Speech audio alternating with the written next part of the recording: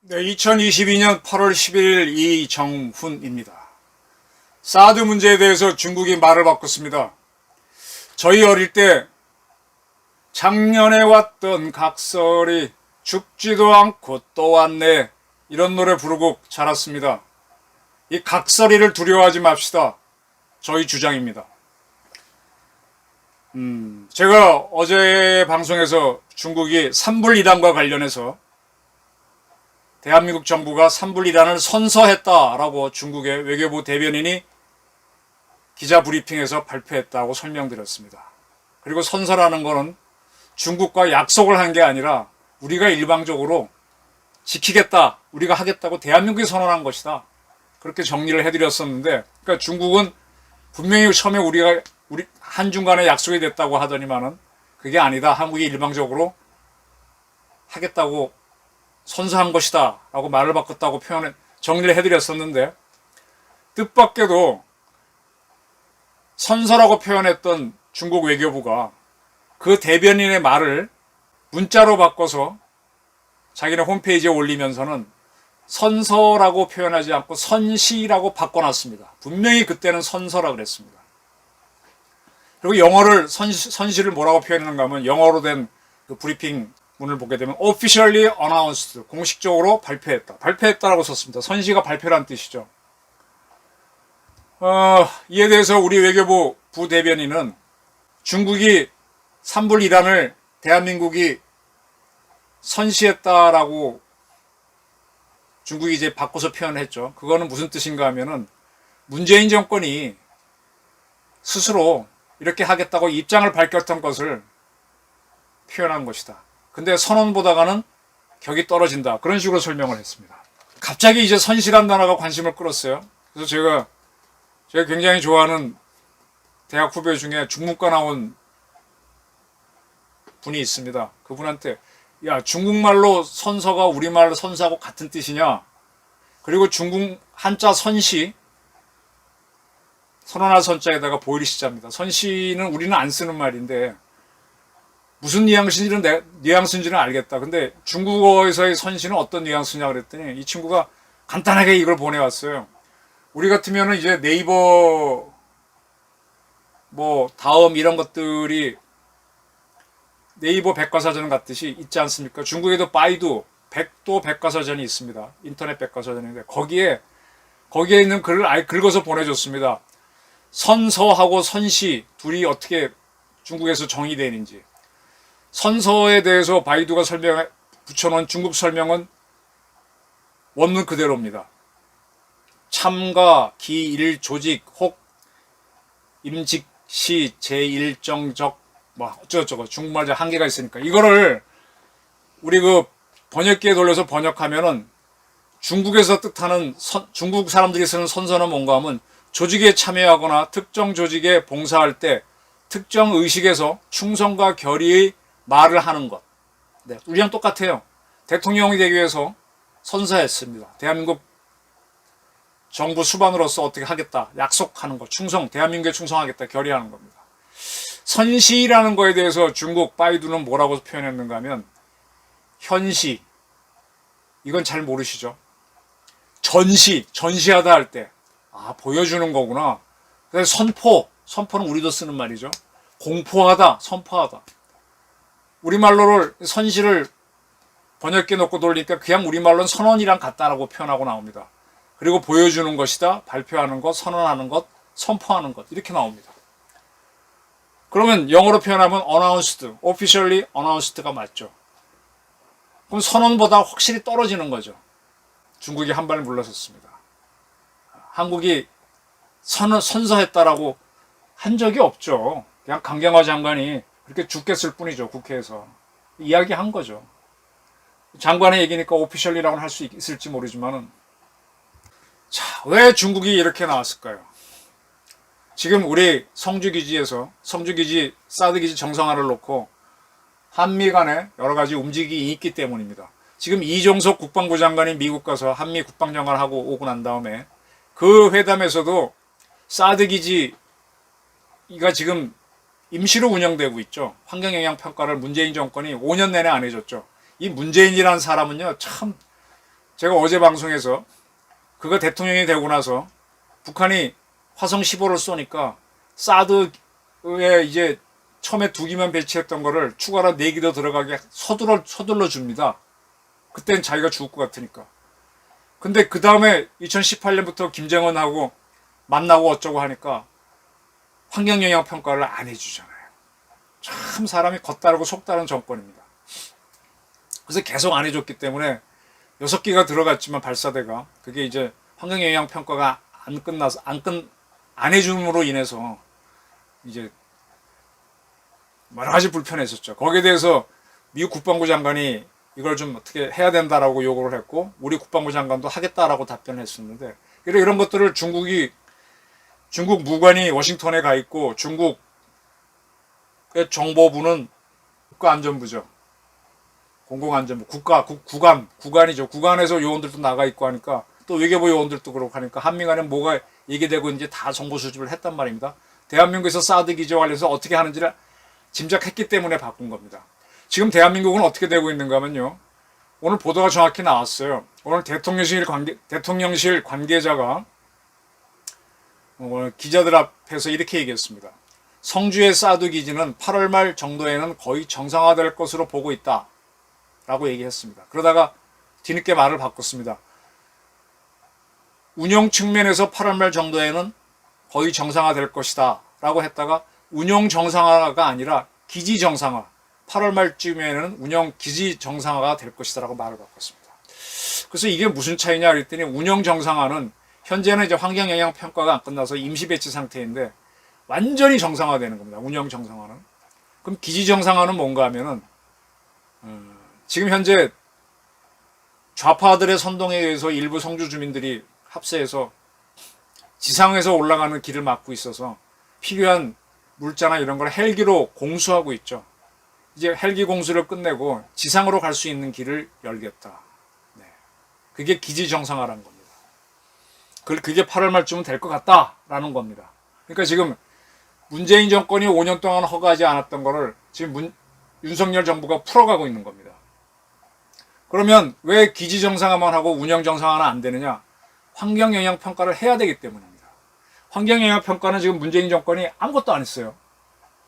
대한민국 안보는 사우디에 의지하면서 아무것도 안 했어요.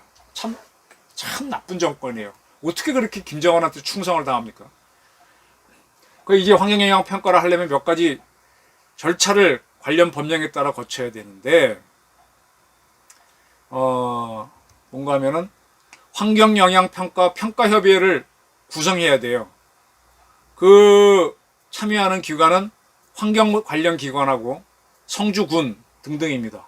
거기에서 나오라 이거지. 대표를 나오라 그랬는데 지금 성주에서는 성주 지역을 대표할 사람들이 아직 구성이 되지 않고 있습니다. 그래서 아직 진척은 없는데 국방부는 그렇게 해서 이제 환경영향평가를 하면서 그 사람들은 평가를 하는 거고 평가 협의를 하는 거, 평가는 또 전문가들이 따로 하는 거죠. 국방부는 그건 그거대로 하고 그와 별도로 기지의 지상으로 접근할 수 있는 길을 열겠다고 지금 밀어붙이고 있는 겁니다. 그 대통령실은 이러한 발표를 하면서 사드는 북한 미사일로부터 우리 국민의 생명과 안전을 지키기 위한 자위적 방어 수단이고 안보 주권 사항이라 어느 누구와도 협의 대상이 되지 않는다고 딱 잘라 정리했습니다. 중국이 반대해봐야 소용없습니다. 개는 짖어도 기차는 간다. 자, 이걸 분명히 아셔야 됩니다. 이 문재인이라는 정권은 중국을 통해서 북한을 어떻게 해보려고 그냥 중국한테 설설 기었잖아요. 근데 이미 박근혜 때 그걸 겪었던 중국은 아주 냉정하게 나왔죠. 그래서 사드를 필요한 걸 알고도 5년 동안 하니까 계속 중국한테 끌려다녔는데 우리가 그냥 하면 되는 겁니다. 중국 별 힘 없어요. 그렇다고 우리한테 핵미사일을 쏘겠습니까? 쏘면 자기들은 그 다음에 망하는 건데. 저는 이런 사건들을 보면서 자, 중국이 빨끈하니까 여기서 준동하는 세력들이 좌파 세력입니다. 물론 성주 주민들도 있죠. 사드 기지 반대할 때 우리 국무총리가 갔을 때 물병 날라오고 뭐 온갖 있었던 일 다 압니다. 성주 주민들이 경운기 들고 나서 맞고 뭐 당장 죽는 줄 알고 그 지역으로 뭐 북한의 핵미사일이 날라오는 줄 알고, 그러나 지금 5년 지났지만 아무것도 없지 않습니까? 이와 비슷한 사건이 지금 제주 강정마을에 가면은 우리 기동 장차 함대가 모기지로 사용할 제주 해군 기지가 있습니다. 처음에 화순에 짓기로 한 걸 강정으로 바꿨는데 그 강정 주민들이 원해서 글로 갔거든요. 짓는다고 할 때 얼마나 많은 사람이 반대했어요. 우렁생인가 뭐 이름이 구렁나무인가 뭐 그게 대단한 건 줄 알았더니 흔하고 흔한 거예요. 그냥 현지 말이라서 대단한 건 줄 알았지. 그때요, 윤미향이가 이끄는 위안부 단체까지 가서 반대했습니다. 대한민국 국력이 없으면은 일본에 병합돼 갖고 위안부가 생기는데, 대한민국 지키자고 국방기지 만드는데 윤미향이 이끄는 단체까지 가서 반대를 합니다. 좌파들이니까. 그렇게 반대했습니다. 저는 이걸 기억이 나요. 이거 짓기 전에 제가 해로연구회라고 하는 단체에서 이렇게 쭉 활동을 해왔는데, 한번 제주도에 가서 제주대학교 정치학과 교수들하고 토론을 한 적이 있어요. 이거 강정기지 막 얘기 나왔을 텐데 제주대 정치학과 교수들이 막 반대를 해요. 그래서 내가, 저도 그렇고 그때 이충곤 박사도 그런 얘기했어. 듣고 있다가, 아니 제주도는 왜 그럽니까? 지금 강원도와 경기도에 와보면은 상당한 지역에 군부대가 주둔하고 있고 그 군부대가 있음으로 해서 고도 제한 때문에 지역 발전에 저해되고 있습니다. 그래서 국가를 위해서 그런 기지 좀 내놨다고 해서 경기도하고 강원도가 그렇게 반대한 적이 있나요? 왜 제주도만 이렇게 이기주의를 놉니까? 하니까 제주도 교수들이 말을 뿔끈 하더라고요. 당신네들은 가장 후방 지역에서 관광 지역으로 이렇게 비교적 국민 소득도 높고 잘 살고 있는데 대한민국 지키기 위해서 해군기지 하나 내놓는 게 그렇게 못할 짓입니까? 뭐 야단치 듯이 막 그랬습니다. 그랬더니 나중에 뭐 제주대 교수들이, 좀 이거 뭐 이쪽 보상이 좀 많이 나와야지, 뭐 우리도 대한민국을 거부하는 건 아닙니다. 그런 얘기 하더라고요.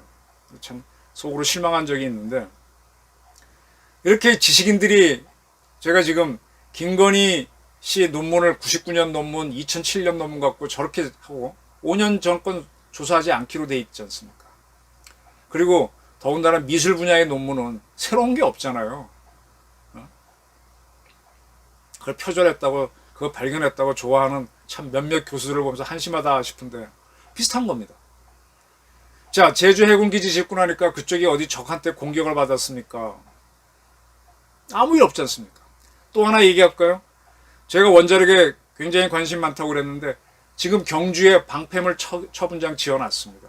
이 방패물 처분장 지을 때 얼마나 많은 사람이 방패물 처분장 지으면 사람 죽는다고 반대했습니까? 구럽도 사태, 인천 사태, 부안 사태, 그거 말고도 울진 삼척 사태, 참, 특히 부안 사태는 얼마나 컸습니까? 그때 김정길 군수가 내소사 갔다가 두드려 맞아갖고 중태가 되고 별 쇼를 다 하고, 근데 지금 경주에 딱 짓고 경주는 그 덕택에 정부 지원금, 한수원 지원금 받고 잘 먹고 잘 살잖아요.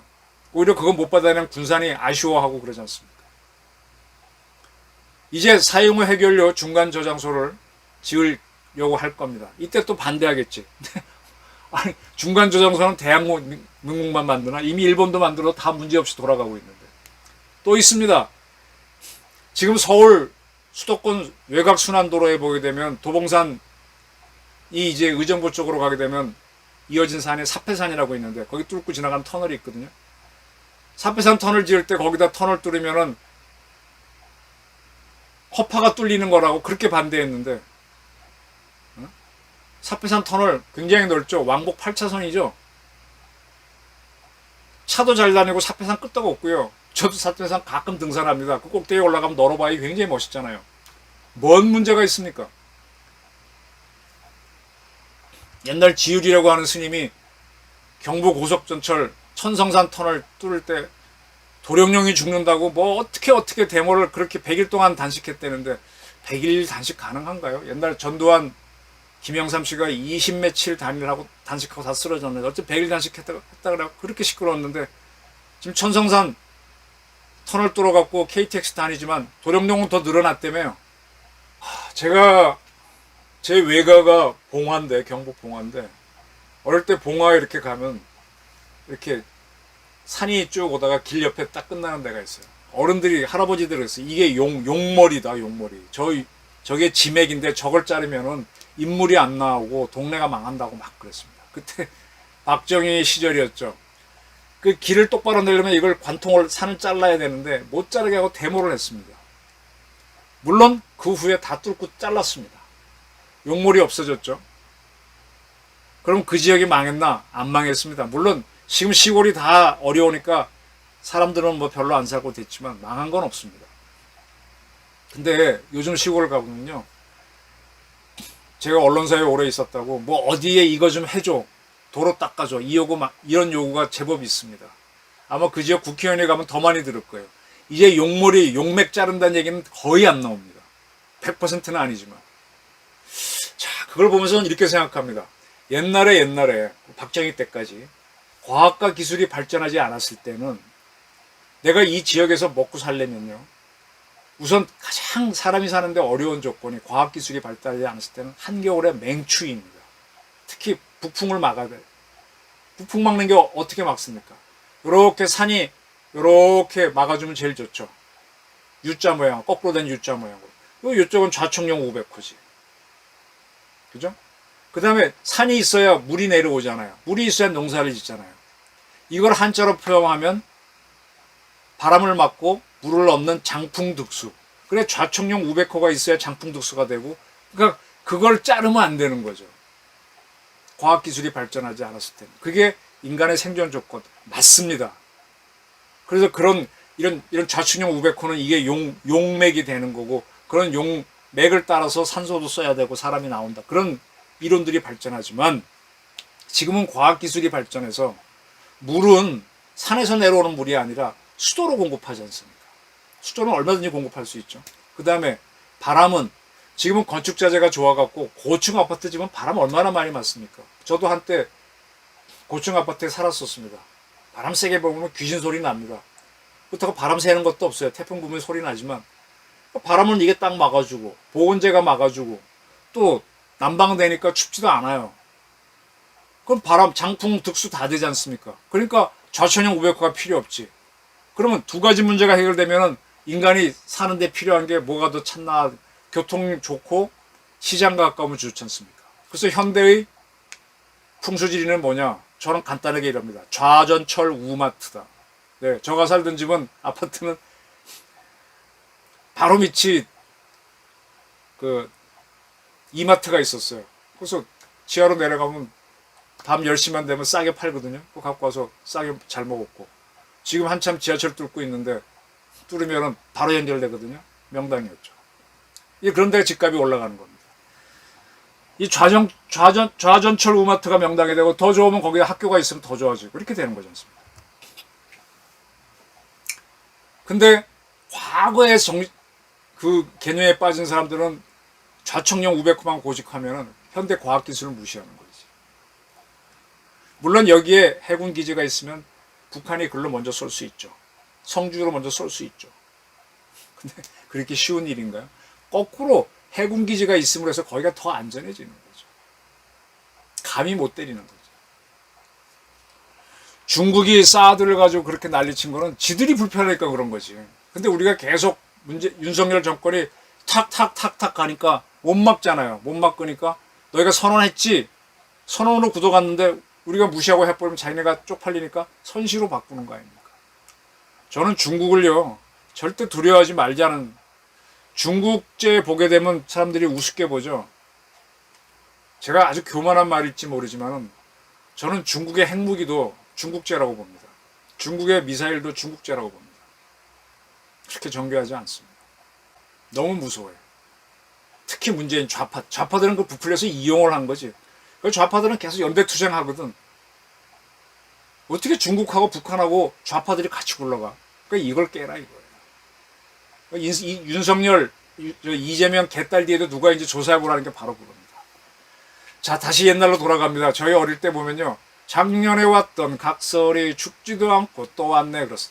몇 노래 보면서 놀았어요. 옛날에 각설이라고 있었어요. 무슨 뭐 잔치 때만 되면 나타나서 쉬고 돌아간다. 뭐 노래 부르면서 이제 뭐 이렇게 뭐 돈도 달라고 하는데, 각설이는 늘 와요. 근데 그걸 두려워하면은 그럼 뭐 그럼 막 도망다니고 뭐 잔치도 못하는 거죠. 각설이는 각설일 뿐입니다. 중국이 떠드는 것도 각설일 뿐입니다. 한미동맹이 단호하면 중국은 별거 아닙니다. 좀 불편한 건 있습니다. 근데 그렇게 해서 자꾸 우리가 아성을 구축해 가면 그거 별거 아니에요. 북한 김정은이 별거 아닙니다. 딱딱 구축해 가면 돼요. 방어망 구축하고 때릴 수 있는 망, 의지와 무인, 뭐 닌자 미사일 같은 거 준비하면 되는 겁니다. 대한민국에 날뛰고 있는 좌파들도 제가 어제 방송에서 김창룡, 오제도 같은 사람 딱 내세워서 정리하면 돼요. 그거 세력들 별거 아닙니다.